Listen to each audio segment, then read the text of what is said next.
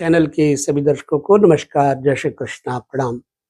ज्योतिष के अष्टम भाव के कारकत्व को लेकर के हम आपके साथ बांट रहे हैं वीडियो। बहुत आवश्यक है अष्टम भाव के बारे में जानना। क्यों? आगे चल करके आपको पता चलेगा। जब आपको ये वीडियो पूरी तरह से देखने में मजा आएगा, तब आपको समझ में आएगा कि कितना महत्वपूर्ण है अष्टम भाव के बारे में जानना। अष्टम भाव के बारे में जाने बिना इंसान जीवन का सत्य नहीं जानता। अष्टम भाव मृत्यु स्थान है। अष्टम भाव छुपे हुए रहस्यों का खजाना है। अष्टम भाव जीवन में अवनति, असंगति, दुर्गति, अपमान, पद स्थान भंग, बाधा, मृत्यु, उपहार में मिला हुआ धन और राजदंड, भय, गुप्त धन, विदेश यात्रा, ससुराल के कुटुंबीजनों का स्वभाव कैसा होगा, अवसाद, मानसिक परेशानी, चिंता, दुष्टता, अपहरण और हत्या जैसे, तथा गुप्त विद्या, गुप्त रहस्य, शोध और गहन अध्ययन, पराविद्या इत्यादि के बारे में ये बताता है। चार्ट के अनुसार हम आपको अष्टम स्थान को समझाने का प्रयास करते हैं। सबसे पहले जिंदगी में किसी का जब फलादेश करना हो तो आयु का आंकलन कर लेना चाहिए। जब आयु होगी तो धन संपत्ति का विचार सही होगा, और नहीं तो बेकार है। कई बार ज्योतिषी ऐसा गलत करते हैं कि आयु का आंकलन न करके दीर्घायु बिना अल्पायु में ही बता देते हैं कि यह बहुत धनवान होगा, ये बहुत सम्मानित होगा, ऐसी ऐसी तरक्की करेगा, लेकिन जब जीवन नहीं होगा तो क्या करेगा। आइए हम जानते हैं कि कब होता है दीर्घायु योग। जब दीर्घायु योग होगा तभी तो आप उस व्यक्ति को सम्मान और संपत्ति इत्यादि के बारे में बताएंगे। चलिए चार्ट। यदि अष्टमेश केंद्र स्थान में हो, केंद्र स्थान क्या है? 1, 4, 7, 10, जिसमें लग्न को मूल त्रिकोण भी कहा गया है। यदि अष्टमेश केंद्र स्थान में हो तो जातक की आयु लंबी होती है, यानी वो दीर्घायु होता है। नंबर 2, यदि अष्टमेश जो अष्टम भाव का स्वामी है, यहां 3 बातें देखना है। अष्टमेश, नंबर 2 शनि, क्योंकि मृत्यु के कारक शनि है, और दशमेश केंद्र में अगर हैं, अष्टमेश शनि और दशमेश केंद्र में है तो जातक की आयु बड़ी होती है। नंबर 3, यदि षष्ठेश जो छठे भाव का स्वामी है वो, द्वादशेश जो 12वें भाव का स्वामी है वो छठे, 8वें, 12वें भाव में बैठे होंगे तो जातक की दीर्घायु समझनी चाहिए। नंबर 4, लग्नेश अष्टमेश स्वराशि में हो, अपनी राशि में हो, स्वनवांश में हो, अथवा मित्र राशि या मित्र नवांश में होने पर जातक दीर्घायु होता है। लग्न अष्टम, दशम, दशम भावाधिपति, लग्न अष्टम और दशम भावाधिपति जो दशम भाव का स्वामी है, और शनि यदि केंद्र या त्रिकोण अथवा लाभ स्थान में होंगे तो जातक दीर्घायु होगा। दीर्घायु के लक्षण और भी समझ लीजिए। यदि लग्नेश अपनी उच्च राशि, उच्च राशि में हो, गुरु अष्टमस्थ हो तथा चंद्रमा लाभ स्थान में हो तो जातक दीर्घायु होगा। लग्नेश बलवान होकर के केंद्रगत शुभ ग्रहों से दृष्ट हो तो जातक धनवान, गुणवान और दीर्घायु होता है। ये हो गई अष्टमेश में दीर्घायु योग की चर्चा। अब अल्पायु को भी समझना चाहिए। अल्पायु की चर्चा कर लेते हैं। यदि अष्टमेश जो है अपोक्लिम, अपोक्लिम क्या है?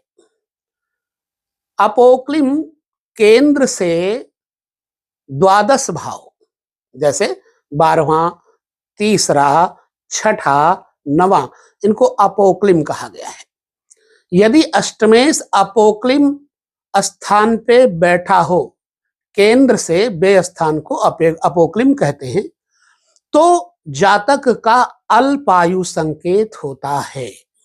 अष्टमेश, चलिए, यदि लग्नेश अथवा अष्टमेश पाप ग्रहों के साथ, लग्न का स्वामी और अष्टम भाव का स्वामी पाप ग्रहों के साथ अष्टम भाव में युति करे तो जातक की आयु कम होती है, अल्पायु होता है।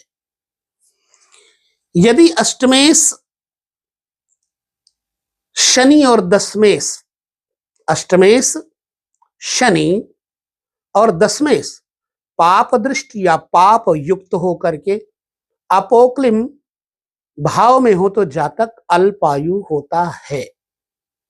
यदि अष्टमेश केंद्र में हो और लग्नेश हीन बली हो तो जातक की 20 से 32 वर्ष की आयु होती है मात्र। लग्नेश तथा अष्टमेश निर्बल हो, नीचस्थ हो, अष्टम स्थान पाप भाव ग्रस्त पाप ग्रहों से युक्त हो तो जातक अल्पायु होता है। लग्नेश तथा अष्टमेश लग्न का मालिक और अष्टम भाव का स्वामी निर्बल और नीचस्थ हो और अष्टम भाव पाप ग्रस्त पाप ग्रहों से युक्त हो तो जातक अल्पायु होता है।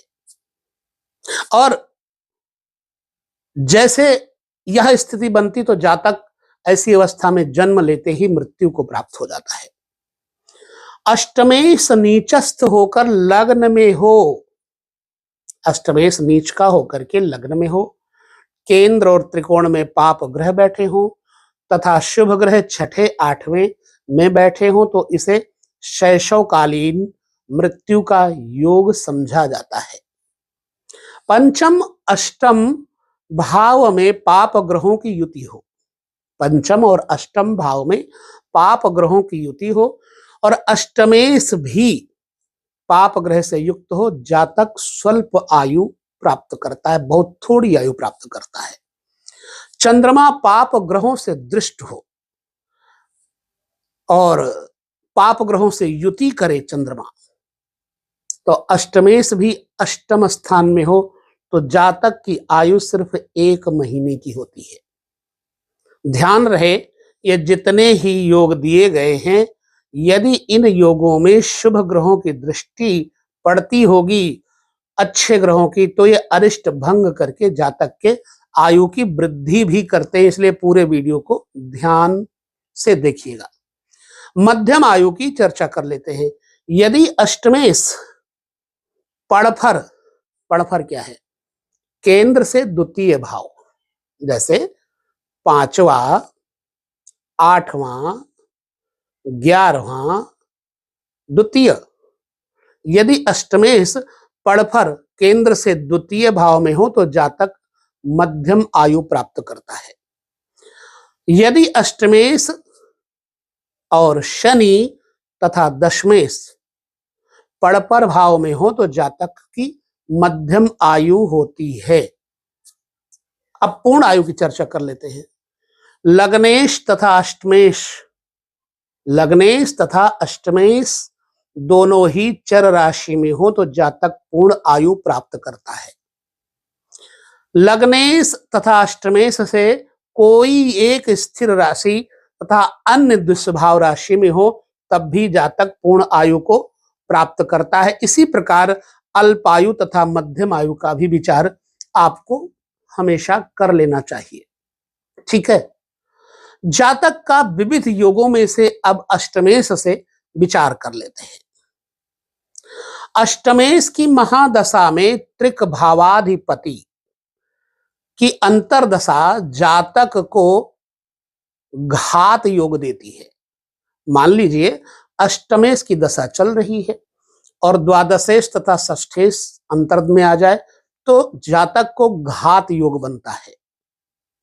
अष्टम भाव में बक्री ग्रह की स्थिति अगर है तो आयु को कम करती है। अष्टमेश की दशा में जातक ऋण के भार से मुक्ति प्राप्त करता है, यानी कर्ज से छुटकारा मिलता है। अष्टम में बैठा हुआ अष्टमस्थ ग्रह या अष्टमेश और वर्गोत्तम में होने पर पैतृक संपत्ति का लाभ दिलाता है। यदि अष्टमस्थ ग्रह षष्ठेश के नक्षत्र में हो, ठीक है, अथवा अष्टमेश के नक्षत्र में षष्ठ भावस्थ ग्रह हो तो जातक भाग्यशाली होता है। यदि अष्टमेश बलि शुभ युक्त या दृष्ट ग्रहों से हो तो लाभ स्थान में बैठे हो तो ऐसी अवस्था में अष्टमेश की महादशा के पूर्वार्ध में जातक बीमा, वसीयत या उपहार से धन लाभ प्राप्त करता है। अष्टम भाव में शुभ ग्रहों की स्थिति अनायास वसीयत आदि से धन दिलाती है।